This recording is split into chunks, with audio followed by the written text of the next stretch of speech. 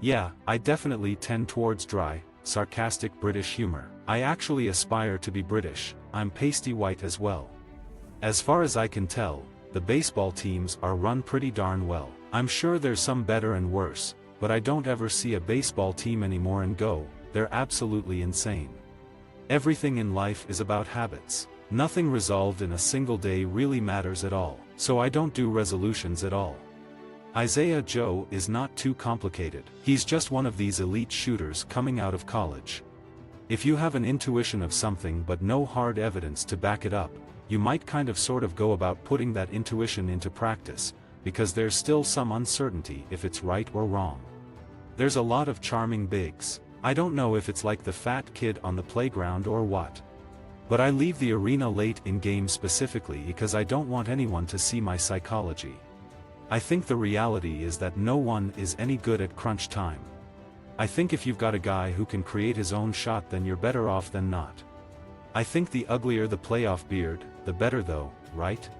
I think Houston is a city players love to play for, love to play in. My son the other day was looking and found a gray hair and started crying because he thought I was going to die. That's a true story, so I had to assure him that a couple gray hairs doesn't mean I'm going to die. I could use a Chris Matthews level speechwriter to script everything I say. That would be good. Originally, I think basketball is closer to hockey than baseball. I think the more wins you have, it shows that your players are more talented, so it opens up your ability to upgrade the team if necessary. The only time being in the middle class hurts you is if you're in the middle class with players who are on bad contracts. If you're in the middle class and all your players are on good contracts, then I don't think that's a problem. Almost no one is a career 28% shooter on open threes. I did have that happen when I was with the Celtics once. I was there late and no one woke me up when I fell asleep in a chair. But at the Celtics they didn't like me as much, so they let me snooze away and made fun of me. If you had first pick in the all-free agent NBA draft, you'd take LeBron James. During trade deadline, we pretty much tell every player, look, there's lots of names, lots of everything for every player in the league. So it's best to tune it out because every team's job is to explore things and you don't like when things get out, but it's silly to kill or accentuate rumors during deadline week. Frankly, I've had the opportunity to get certain accolades, make it to the conference finals, get awards, all this other stuff that doesn't matter. I'm looking only on championship probability. I just feel like I haven't accomplished much unless I can somehow get that done. My goal is to win a championship, so whatever gets us there is what we'll do. If there's a great opportunity, obviously we're going to do it early, but the main thing is, you want to do great moves when they are available, but often the best move is not a move that is done right away. You don't want the second most powerful government on earth mad at you, if you can avoid it.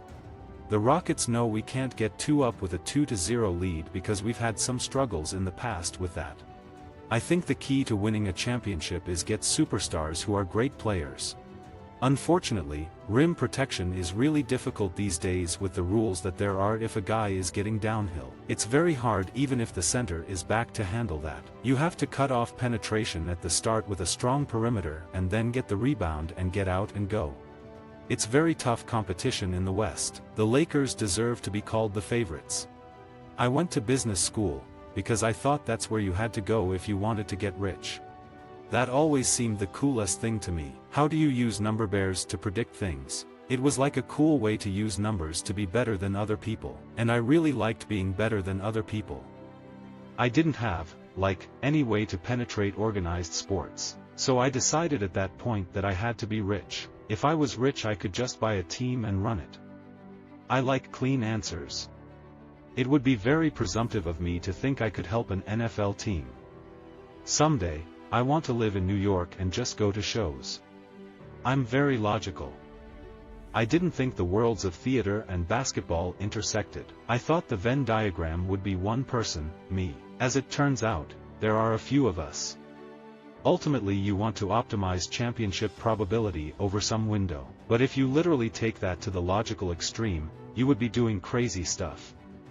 The only time information is really an edge is if you either have more or you're using it better. We have to care what our fans think sometimes. To me, when I was a kid, we watched terrible network TV because it was all we had. We watched The A-Team and Knight Rider. My son is 14. He watches these Let's Play videos, people playing other in video games. At first, I was bothered by it, I didn't get it, but at the end of the day, if you go back when I was a kid, I watched much worse. These videos are more entertaining and more interesting than the bad 80s TV. If the money's equal between the Rockets and Mavericks, I think players are picking Houston, every time. I just feel incredibly fortunate that I got the chance to be part of the Rockets organization all those years ago. I think the whole Rockets organization has done amazing things. It's tough out there, but obviously I have a lot of great memories and a lot of pride for being a part of the Rockets organization. One thing I've learned is that Brandon Roy is an unbelievable player. Well, first of all, the defensive 3 seconds rule doesn't allow you to play a true zone like you would in international ball and college. Another key factor is training. It is a very different defense to coach, in a pure sense. Not many coaches in the NBA have focused on that, they're largely man-focused. The Lakers do this all the time. They overload the side the ball's on, and play zone on the weak side. There are lots of decisions, and also non-decisions, that go into this job. In the same way that it can be impossible to separate a coach from the players, it's also impossible to separate the GM from the coach from the players. You just have to ask, is the GM helping the team have playoff success? Is he giving the team a chance to win the title? Thank you to Josh Harris for the trust he has placed in me to lead the 76ers. I am humbled by the challenge and will work tirelessly to win the hearts of Philadelphia's legendary fans. Visit our website for more quotes, quoting.com.